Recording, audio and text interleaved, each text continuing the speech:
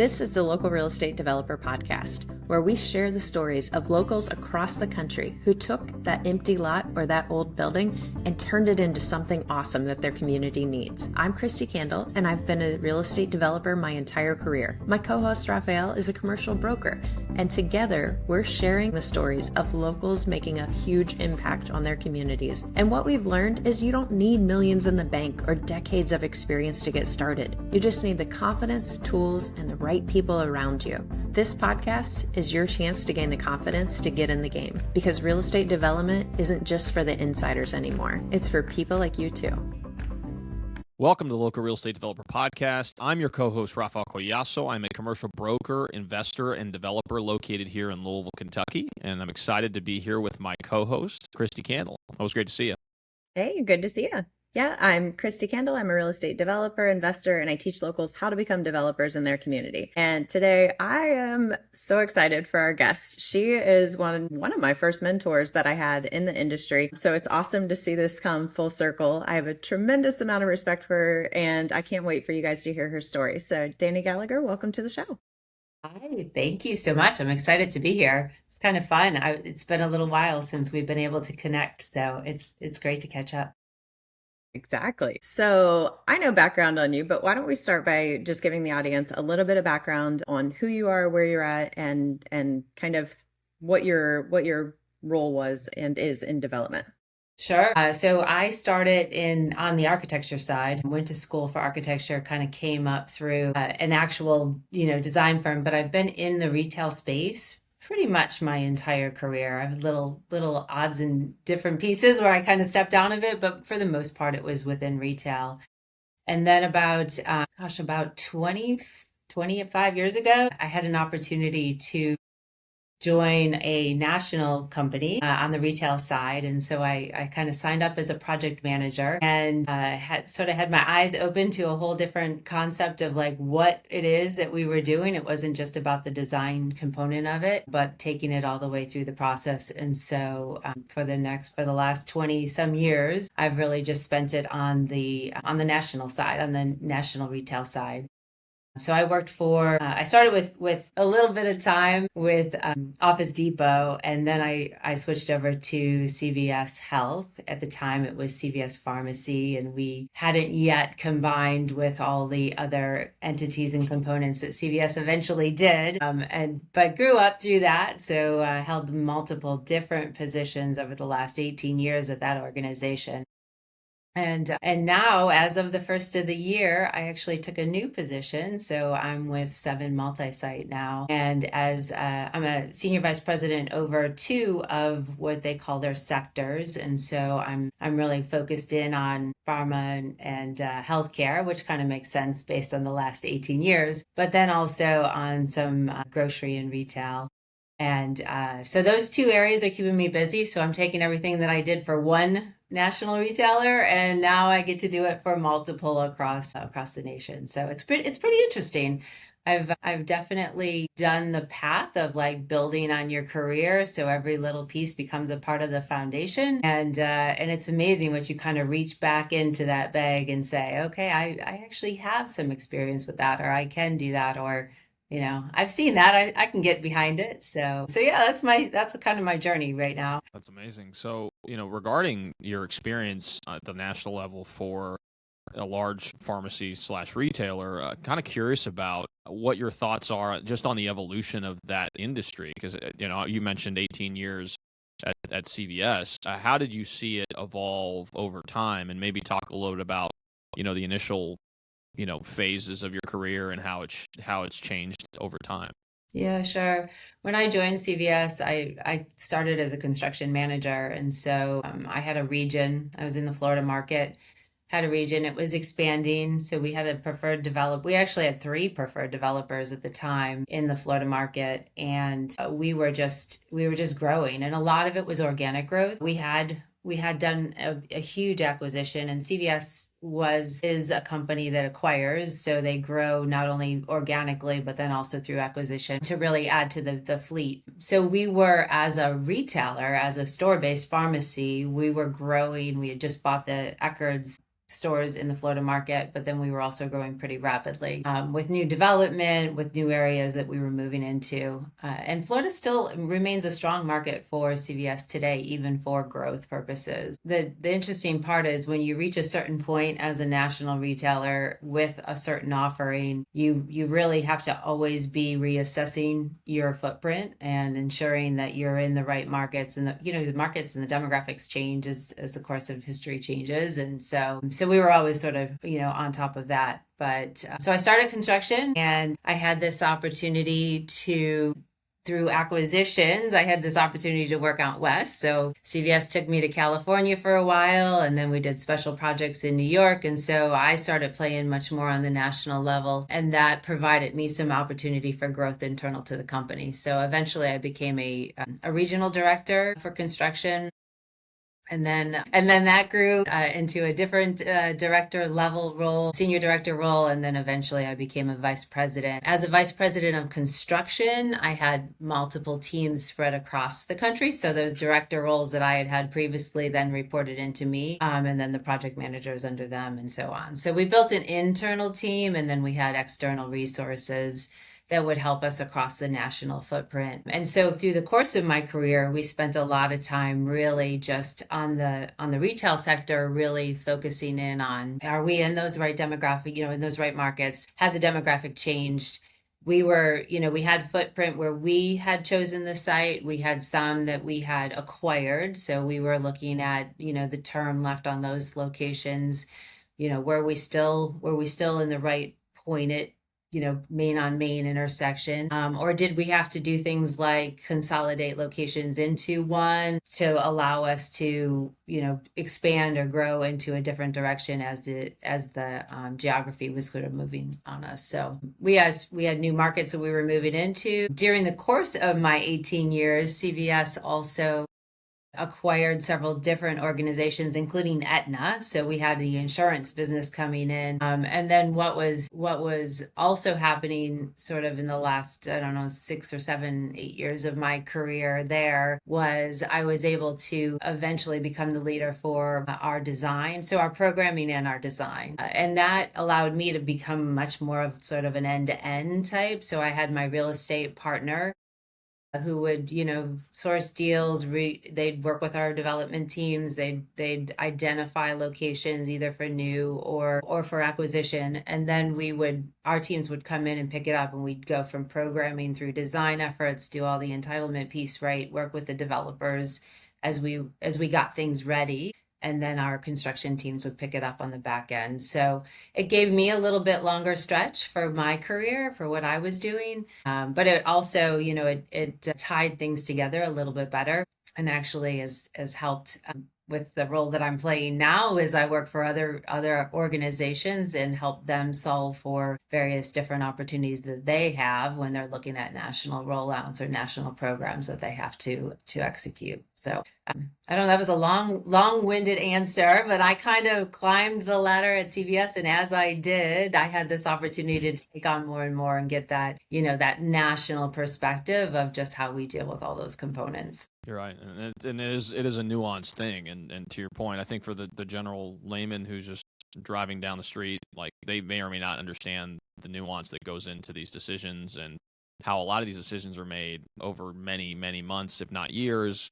So it's beneficial that you provided that as insight. One thing I'm curious about, which go ahead, Christy. Sorry. I was just going to say, with that, we know that development takes years to get done, and you're acquiring.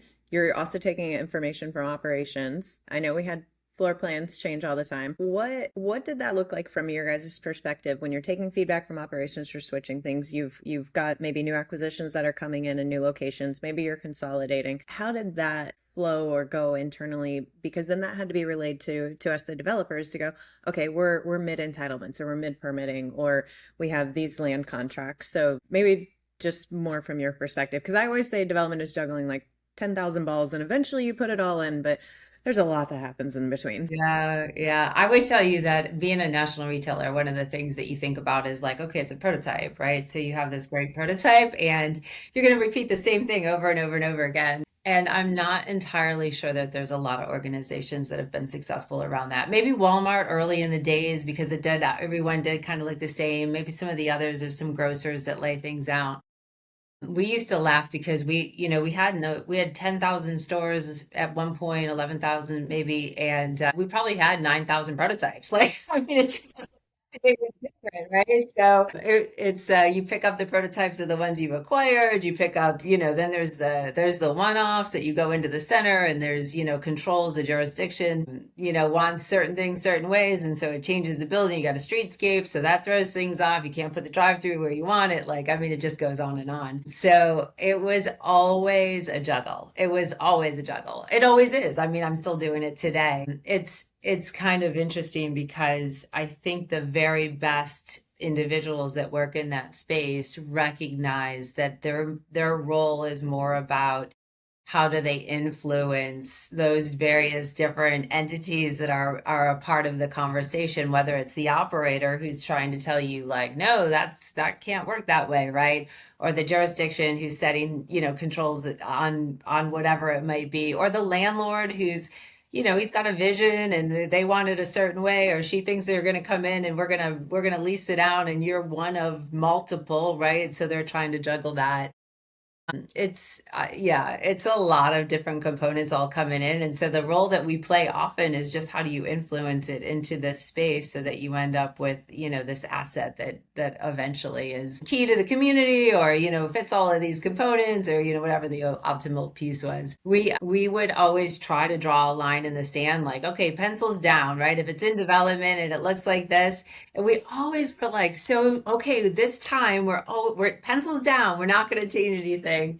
And then sure enough, like somebody would convince like, oh, we really just need to incorporate this one new thing. And we'd be like, okay. So yeah. I mean, you just basically that's the thing we talk about all the time with local developers is that it's relationships. That's what it comes down to. When you are juggling so many stakeholders that have so many different agendas and end games, it comes down to relationships. And the more that you can build trust with them, the more that when you need to come in and say, hey, city, we can't do this, or hey, landlord, I hear you, but at this point, like this is what it is. Know that we are doing the best we can. It truly just comes down to relationships. it does. It absolutely does. We used to have a lot of different conversations around, who to stop, like when you used your developer, like, our developers, our national developers at CVS side and a lot of the other retail, you're just an extension of the team, right? And so oftentimes you're acting on our behalf from the national perspective. Corporate looks at you and says, okay, you're our extension to go get this done.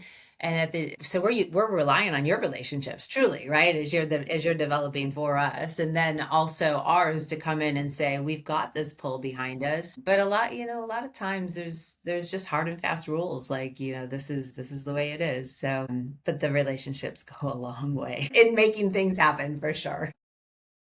So, out of curiosity, just as a layman, with some of these preferred developers that you're working with, are they operating kind of on projects all across the country? And if so, how are they able to leverage some of those relationships at a local level? Because we talk about on the podcast all the time the risk associated with just getting proper entitlements or getting the right people and stakeholders on board to make sure that the project can get to completion. I'm just kind of curious as to how you guys are navigating those waters, and especially because you guys are all over the country, so maybe there's additional insight you all can that you additional insights you could share. Most of the time, and I mean, I see this today with multiple different national retailers. Just because I have this opportunity to work with multiple, but I'll go back to the CVS days as well. It helps to regionalize your teams. And so because you do gain a subject matter expertise in that region or that geography. So my California team would look a little bit different than my New York City team and definitely different than my South Florida team, right? Like, and so they're all navigating kind of a different situation each time. So it helps that you have people in or local to those geographies or that can get there fairly easy. We did the same with our development side. And so it wouldn't be uncommon to take a national developer and have them have multiple geographies. But if they did, they had more localized teams to those geographies, right? So, and then other times we would say, okay, this is our development company, and they are focused on the Texas market. And then, they would have teams in Texas. They would be focused on, our development in Houston and Dallas and San Antonio, whatever it might be, right? So we'd kind of point them in the direction for the growth, and then they'd have those teams and they'd be working that local or, local level for us. A lot of times, and again, it goes back to those relationships. A lot of times we would have the developers work together to move into new markets. So if we could leverage a relationship, or if a third party development team had a location that we wanted, we were using our brokerage system to be able to negotiate with them in order to secure it. And every deal is a little different, ground leases versus, build to suit versus, you can go on and on, right? So I just started laughing because I'm like, yeah, there's like rules of thumb, but there's always a caveat and always is something like, but if this, then yeah, that. I know yeah, when I started my company, and like especially when we had the hydrogen stuff rolling out, and my team would come in and they're like, Christy, what's this? And I'm like, well, it's this. But if this happens, then this, that, and the other. And if it's this, then this, that, and the other. And they're like, can you just give me an answer? I'm like, that is the answer. That is Like, definitely you the just answer. have to be a 100%. professional problem solver and understand that everything is going to change, and you just get to roll with it and figure it out. yeah, yeah. We were so I was in a location yesterday. I was doing site rides yesterday, and we were talking about how great it is to standardize stuff. And when you work at with smaller organizations, sometimes they don't have the ability, they don't have the bandwidth to really get to like a prototype standard. And I did start laughing. I was like, even the big guys, they got a standard and they roll it out and they give you a playbook. And at the end of the day, they change 8 things in that playbook based on whatever it is that they see. So it happens. It's always like, yes, you're a problem solver. Like, let me get in there and figure out like how we're going to get this done. So, Yeah, and you do absolutely. at times however many you're getting at, right? The big groups just play at a bigger level, and the smaller groups just play at a smaller. Like, it's the same conversation. It really is. Yeah, they don't magically have something else, or it's just it is the same thing. Yeah. Yeah, yeah, So as we were setting up teams, what I found interesting when I came in was I was like, wait, you have a real estate manager, we have a real estate manager. You have a development manager, we have one. You have a construction, we have one. And then even getting into systems and processes, we had our own internal ones, but then you guys had a system that got rolled out at one point as well that a lot of the national tenants ended up using. Maybe can you speak a little bit to how that structure is set up with national tenants and the thinking behind that? Because sometimes you could think, okay, well, that's double work, but at the same time, we don't know what's happening internally, and there's lots of conversations that you guys would have, and same, like, you weren't in every single city meeting or every single property yeah. owner meeting. Yeah, you really do have to think of the teams as an extension of each other. It's kind of what I found to work the best, and it actually creates great teams because you are kind of working it as an extension, regardless of like whose name is on it, right? So I would tell you when I first came in, when I first switched over from architecture, from really being on the services side into playing at the corporate level, one of the things that I struggled with was that like the duplicity of the roles, right? So why, if I'm a construction manager and why do we both have to go to the site? But what I eventually understood pretty quickly is that we're both coming at it with different information, and the objective is to get it built, or to get to whatever point. However, we are both tasked with different things along the way that we have to partner to get it there together. I think when national groups look at it that way, where they have that development arm, it increases the breadth of their reach, right? And some choose to bring it internal, some choose to not duplicate all the roles, some outsource individuals, and there's a lot of different ways to solve for how that team is built or that team structure is there. But when you like look, when you're trying to roll out 400 new locations a year, you've got to be resourceful on how you build that team, because you'll crater the little team that you have internal, or whatever it might look up to. So and the role that I had when I was as a VP at CVS, the one thing that was always a challenge was what levers do I have to flex up or not. So, can I pull in the developers? Can I pull in the consultants to be extensions of the team, which thereby I could move faster, I could move into different jurisdictions, I could segment off a piece. And then the other component was always having being able to look far enough ahead to say, I've got to have 20 more locations ready to go on a remodel program, but I've got to keep the team that's doing new development separate because I need them focused. I can't get them, caught off guard with something else. So you're kind of running different groups along the way. And our development piece of it was I think at the end I was at CVS. I was getting to the point where I was like, gosh, some of these deals have been around as long as I have, right? They take a long time to get done, and so that was always fun too, because you're like, you finally see, I've worked on this as a project manager. So, yeah, anyway. Hey, can we chat for a second? Since you're listening to this podcast, you're already thinking like a developer. You see the potential in your community, and you're ready to do more than just watch from the sidelines. That's exactly why we created the Local Developer Vault. It's a free resource full of tools, templates, and trainings to help you take action. And here's the best part. When you sign up, you'll also get access to our local real estate developer community. It's full of people just like you who are making real things happen in their neighborhoods. So don't just listen to the stories. Become the next one that we spotlight on our show. The link in the show notes to unlock the vault and join our movement. Well, and out of curiosity, we're talking about team structures. How do you guys identify strategic partners to partner with? Because I feel like that's in and of itself is a challenge, especially when you're entering new markets and you're trying to determine whether these individuals can actually get you to the finish line. So if you could elaborate a little bit on that thought process, and obviously not just with CVS, because obviously you're working with other groups at this point as well. So I'm kind of curious if there's any similarities between the two.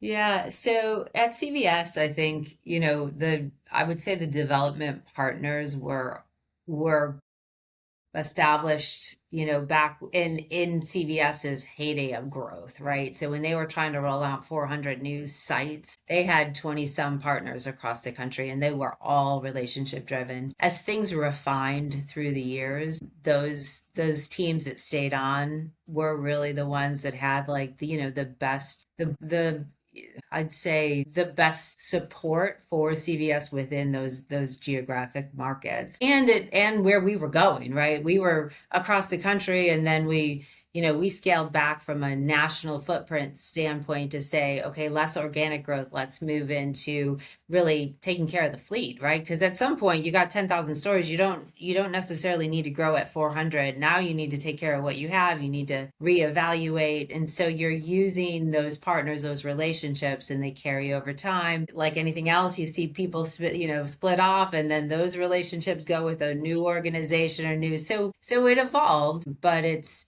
really it's back to those relationships.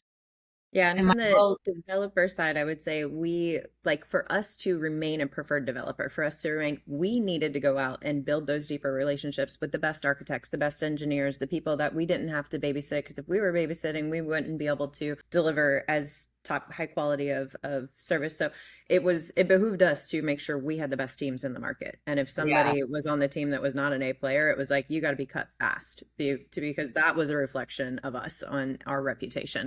Yeah, it's well, and that's it, right? I mean, you're constantly looking to, again, you're problem solvers, right? And so as you're pulling all these pieces together, I mean, just think about the entitlement process, right? You've got so many layers that you have to go through, and you're constantly trying to solve so that you get, you get to your permit standpoint and you can get this thing under construction. And I think about that all the time. Like they're looking to make sure they have the best vendors. Do I have somebody who has capacity? Can they be flexible because my retailer is changing their mind 38 times, right? And so you got to, they're going to throw a temper tantrum when we change the prototype for the seventh time. Like yeah. nobody's got time for that. We need to suck it up and go, Yes, we knew this exactly. was coming. Let's make That's the right. change. Let's go. Yeah, that's exactly it. That's exactly it. It's I would tell you from the national side, it really is kind of getting in, and there's new ones. I'm not saying there's never new ones that are introduced into it, but there's usually a catalyst that allows for somebody to be introduced into programs. There's a new relationship built, there's a new person in play, there's a new something that's caused it to, somebody is screwed up and they're out, right? And so that opens up the opportunity for somebody else to step in.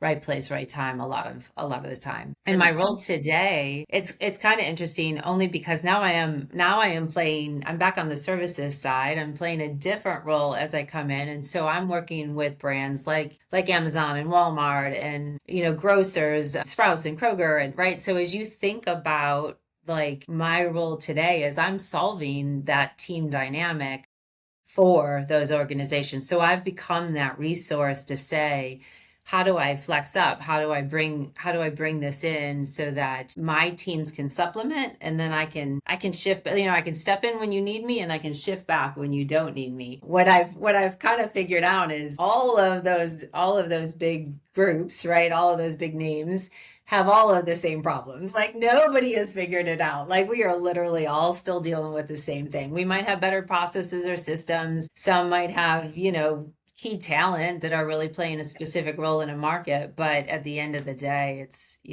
still, you get back to the basics of, I still got to get this thing done. I still got to solve these problems. I still got to work through all these components, and, the process is still there. So I go back to, I'm pulling on my relationships. I'm like, you know what? I got a great sign vendor. Oh my gosh. Let me pull in who I know. I've, these guys, these merchandisers, they worked wonders for me. Like, let's pull them in. They can move through and get us through this inspection period. So you definitely pull back all your resources in each role you play. Yeah, and the thing that's super interesting is, and I'm really glad someone told me earlier, now I was not into burning bridges, but also at the same time, they're like, be careful, because right now, like I started as, I jokingly say, the redheaded stepchild in the sign company, but then you become the developer, so you're closer to being one of the top dogs. And then they're like, that dynamic is going to shift throughout your career. One day you're hiring people, the next day you're asking for a job. And if you were a jerk in one position, yeah. The industry is very small. It is. Yes, and we've seen that play across a couple different national tenants I've worked with where I'm like, and karma, yeah, you're getting that. Yeah. But vice versa. I feel like Yeah. karma's going to come back around on a lot of things. Yes, yes. And on the flip side, it's like when you have delivered and you stepped up and been A players, that then also works. And like I spent a lot once I got to California before I started my company on Family Dollar stuff. And so the different architects and engineer teams and land use attorneys and people that I met along the way when I started my company, like that was so amazing for me to then be able to go up and I would work with people and be able to pull them in. I'm like, oh no, I have the ringer for this market. And then it made me look like a superstar, but it also, we had the A team that knew how to work together, because your architect and engineer and contractors all need to play nice in the sandbox. And if you already know people's dynamics and like, oh, this person works this way, but I figured out how to work with them, like it just makes the juggling of 10,000 balls easier. Yeah, no, it really does. And I'll go back to one of my favorite stories, and I know you probably know this, but when I was on the architecture side, my two biggest clients were go figure, Office Depot and CVS. And so when I switched over and joined Office Depot, I worked for and with a gentleman who eventually came to work for me at CVS as lead on our architecture engineering side. And so that dynamic of like all three of my organizations, and like how people kind of switch around, has come back multiple times. Like and we used to say, like, just don't ever burn that bridge, right? Like you just never know. You might it might come back, you might have to cross it again at some point. So it's always interesting. But to your point, building the team, I think it has been one of the best things that I've ever learned, is you put together people with different skill sets and different personalities and different strengths and weaknesses or opportunities, or however you look at it. Like you really build a more well-rounded team if you get that diversity there.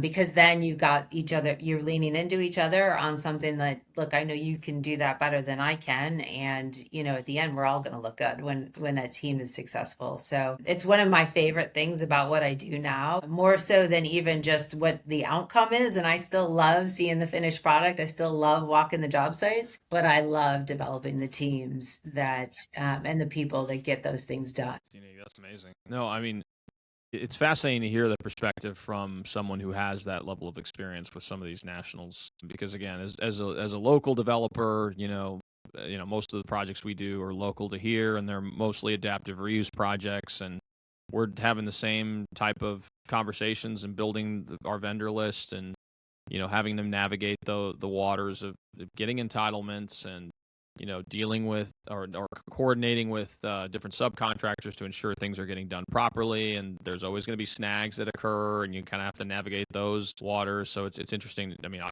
sometimes I think there's a lot of people out there that think, well, you've got these national companies and everything seems so streamlined, everything seems so organized, but in reality, it's a people business, and we're constantly having to navigate the same challenges. So I think if anything, it's beneficial for the listeners to hear that, even if they're facing challenges in their own projects, that, this is not a unique. Yeah, it's very true. I mean, at the end of the day, I'll go back to, it doesn't matter how big the project is or how big the tenant is.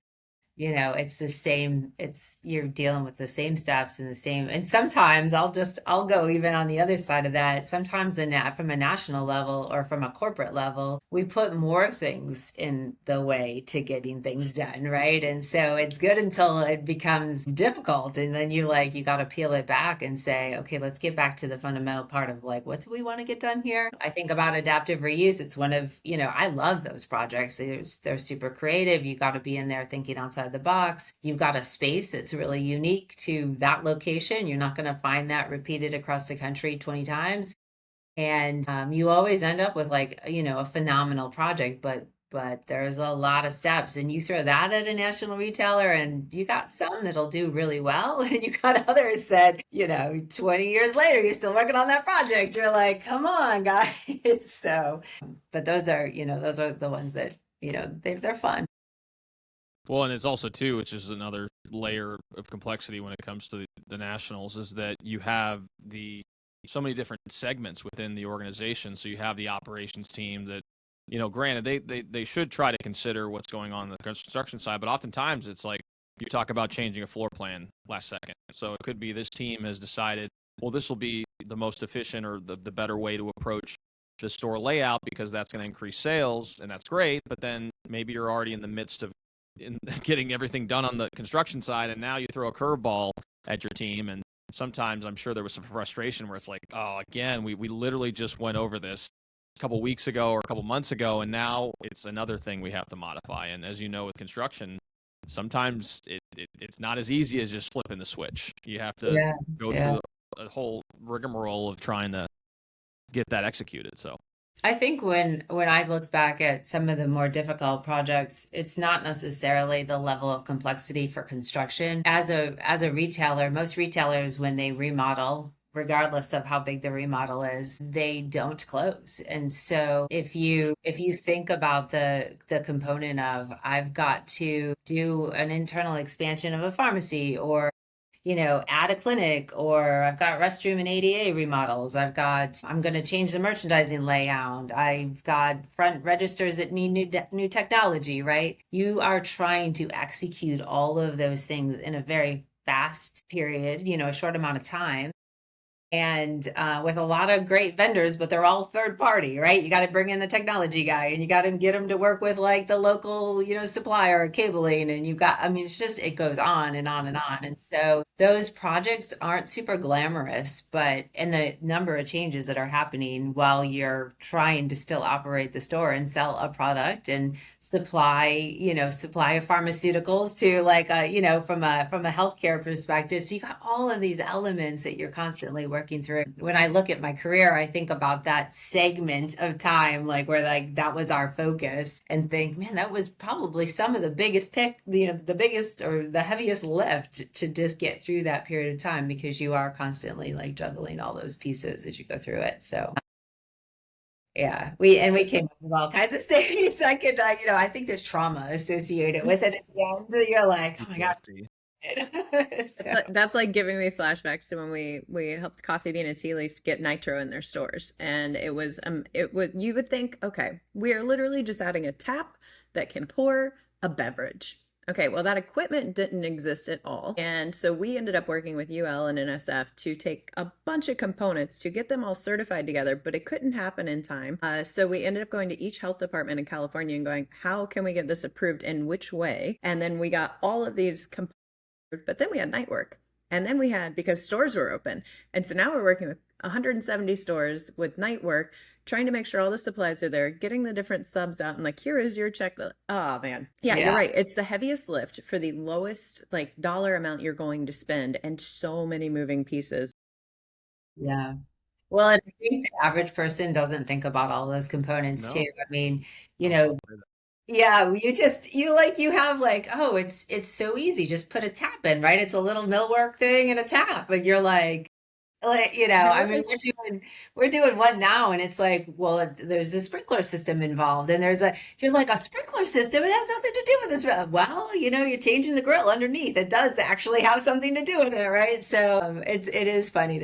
There are so many caveats to all these simple little projects that we want to tackle.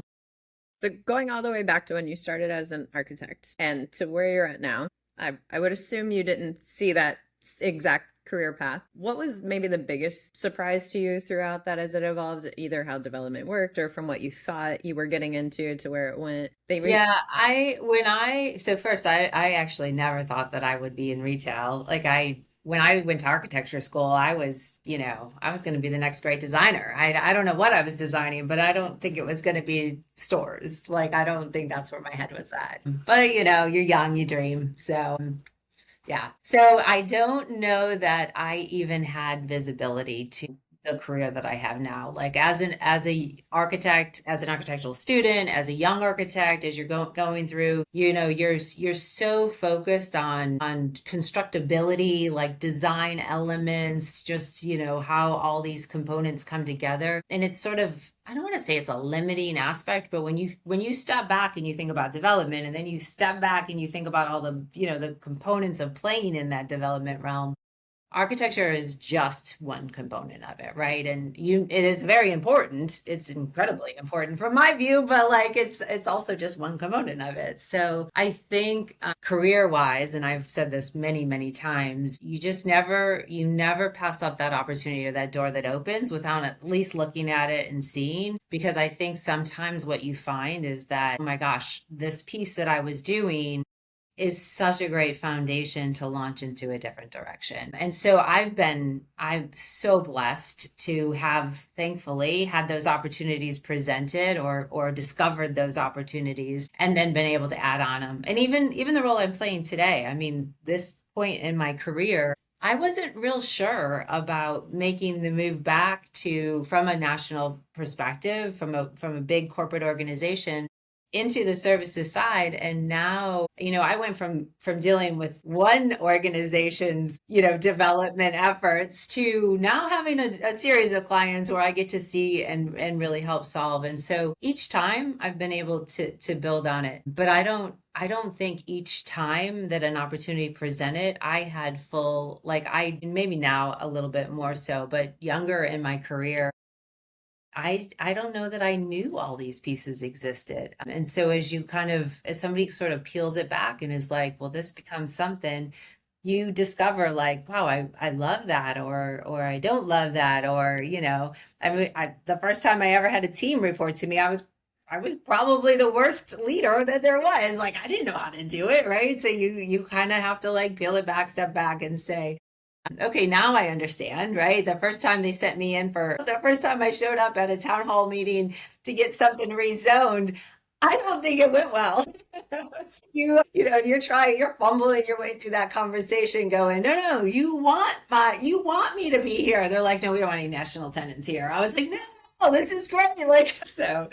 Yeah, I think public hearings were terrifying. Yeah, they're terrifying. They're, public speaking aside, like they're terrifying to get up there and try to convince somebody of something when you're not even sure they want, but it is always an exploration. I think that's the thing. And I will tell you, I love what I do. I have found that the more opportunity I have in the development space, and it doesn't matter if it's at the national level or a local level, just, watching it go from this inception of these great ideas to something that you're utilizing, and it's a built asset in whatever form it takes. It's like really watching it come to fruition, right? It's like taking that great idea and seeing it come to life. So I know not everybody thinks that way. I'm probably, maybe the weird one in the group, but I love all aspects of it. I'm like, give me the problem. Let me try to figure out how to solve it. So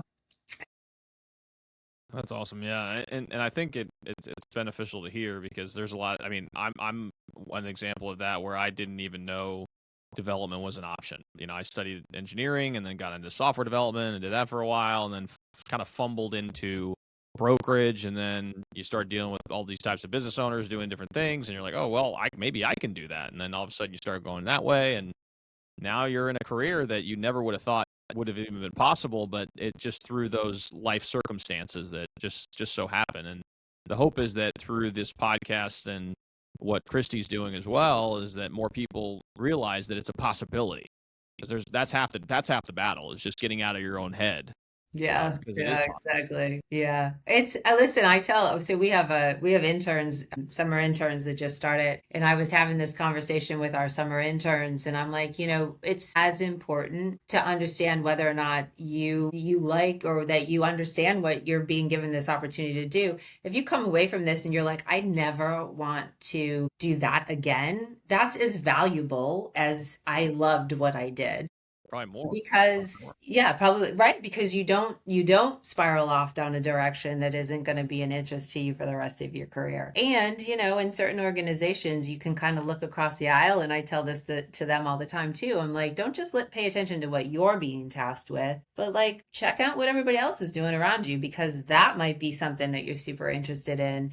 That might be the next step you take in that direction, or that's the next class you got to grab, or whatever it might be. So, and I think that's the same for us, right? Like it's the same thing. We've all kind of fumbled through different parts of our career, going, how do I take this and move it in that direction? And I think I love the Steve Jobs quote. You cannot connect the dots looking forward. You can looking back, and just seeing it's like, oh yeah, that happened for me to get to that, to get to that, and then that. Okay, okay. yeah, And yeah, just even like you said, looking across and seeing if there's other areas of interest. I also, one of my co-founders of Elevate, she graduated from UF, took the LSAT, started interning at a law firm, and she was like, I looked at the other people in the office and I looked at what their jobs were, and I looked and saw that they hated their lives, and she's like, hell no, not for me. Like I can't do that path.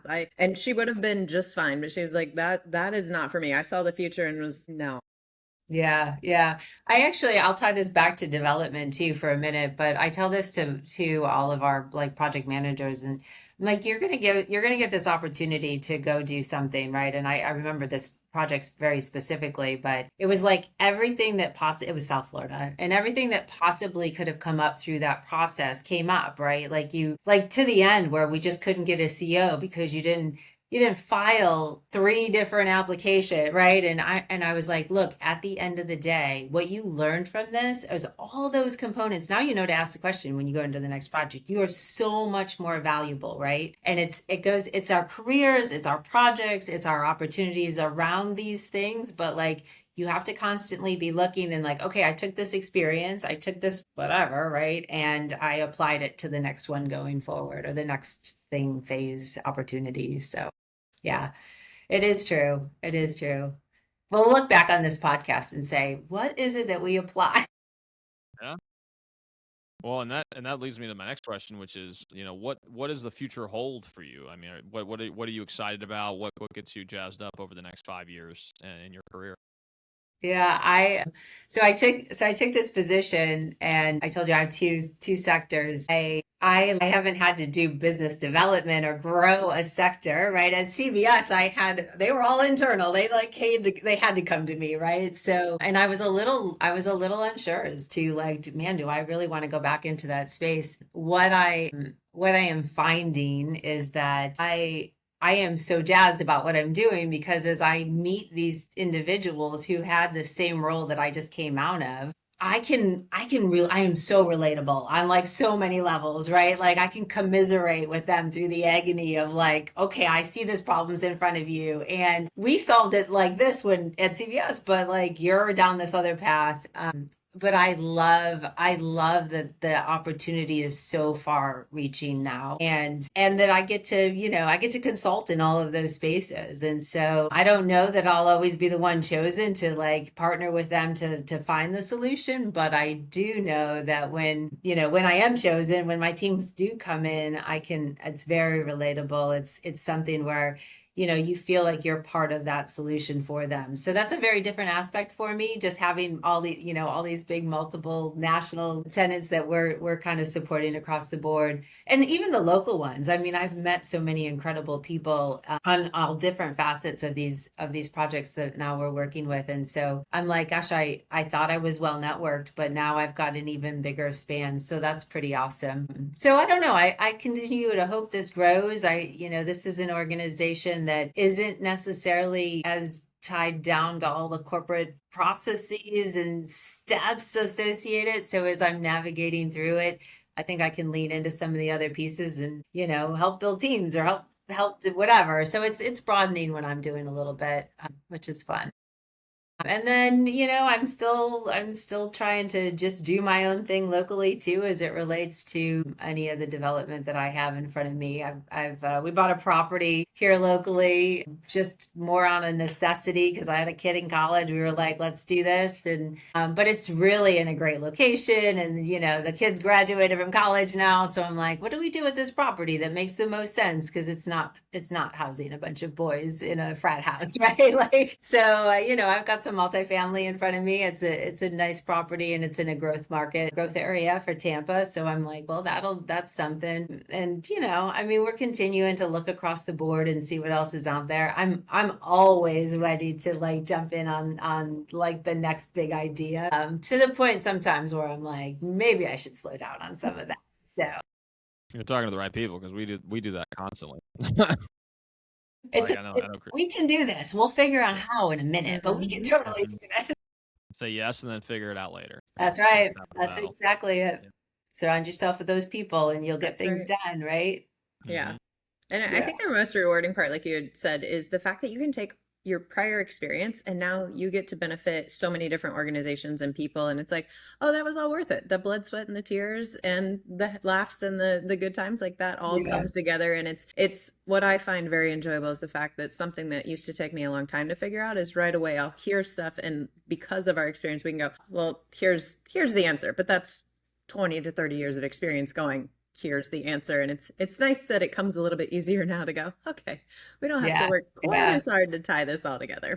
So I have played this role and I actually use other people to play this role, but I think a lot of times in our roles or our the work we do, sometimes you just want the sounding board to like, know that you're not, it's less about how they respond, but more about you talking it through out loud to hear that like, okay, I'm headed in the right direction, or this is solvable, or, whatever it is. So I think about that a lot as I develop things internal to work or personally or whatever, but I'm constantly kind of, checking or gut checking as we go through things like, are we on the right path? Does this make the most sense for what we're doing? I always encourage people like find that person, find that backstop for you. So, you've got something to bounce up things off of.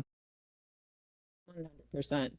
That has helped me throughout every step of my career. I used to think you had to go do it all yourself, or for all the different reasons, and it's not the case. And the reason we now reach back and we put a hand out is because other people did it to us. And the biggest thing, like, people are always like, how do I find a mentor? And it's like, well, literally they're right in front of you, but you need to then be willing to take action, because if you show signs of progress, we're going to keep pouring into you. If you don't, then that's it. But if you go take action, like, we don't have as much energy as we used to. And I remember my mentors telling me that. And now I'm the one saying this, going, yeah, I don't, but here, let me spin you up, give you all the info and send you out. And then you come back once you get it. And I'm like, this is good.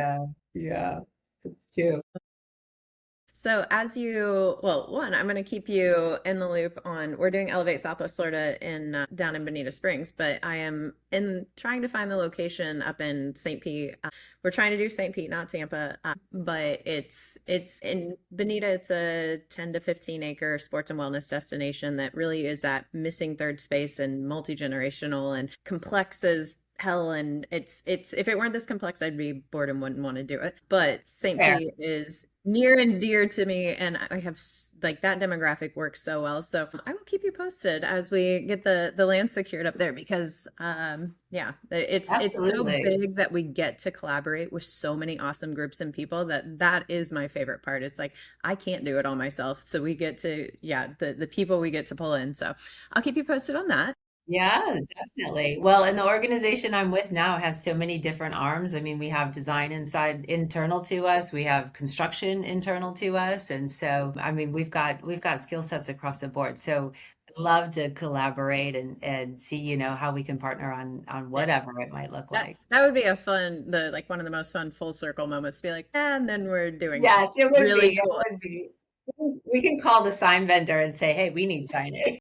Mhm. It all started with signs. Goodness. So, I mean, you've already dropped a ton of advice. Is there any final things you would tell people who are on the fence, who want to get into development, and just to navigate through that process that you would give to them? Just any. Yeah, I mean, I would say like just know you're gonna hit that minute where it's like, and hopefully it's only a minute, but like where your gut is like turning and you're not really sure and it's gotten really difficult. And then you just the best advice is put your head down and keep going forward because you will get through it. I don't, I sometimes it takes longer and it's you pouring more into it, but it does get you all the way through. So you just sort of never give up as you're going. And just never be afraid to take whatever that next opportunity is, because I think they turn into great things. You just may not have full sight of what it looks like at the start. So Yeah. yeah, I never lose touch with somebody, right? Like at the end of the day, you never know where you could end up on a podcast. Exactly. Awesome. Well, Danny, we really appreciate you taking the time today to share insights. I know I gained a lot from the conversation. I'm looking forward to hearing the feedback from the audience. If you want to learn more about you, to get in touch, what's the best way to be able to do that? So I'm at seven. So it's Danny.Gallagher@seven.com. You can reach me via email or you can find me on my LinkedIn profile. I'm happy to share that. Reach out to Christy. She'll put you in touch with me. Always happy to connect and on any level, whether it's development or career growth or if we can help service and support you. That's great too. Definitely. No, we'll make sure to include that in the show notes. So, again, Danny, really appreciate your time. I'm looking forward to hearing the feedback on this episode. For those of you guys who are watching this on YouTube, please like and subscribe. It makes a huge impact on our ability to reach a broader audience, and we greatly appreciate the support. Along with that, if you guys are watching this or listening to this in a podcast format, whether that's Apple Podcasts or Spotify, please leave a 5-star review. The more 5-star reviews we achieve, the broader reach we achieve, and ultimately more and more people will get inspired to take on their first real estate development project. So thanks again so much for tuning in, and we'll see you all next time. Thank you.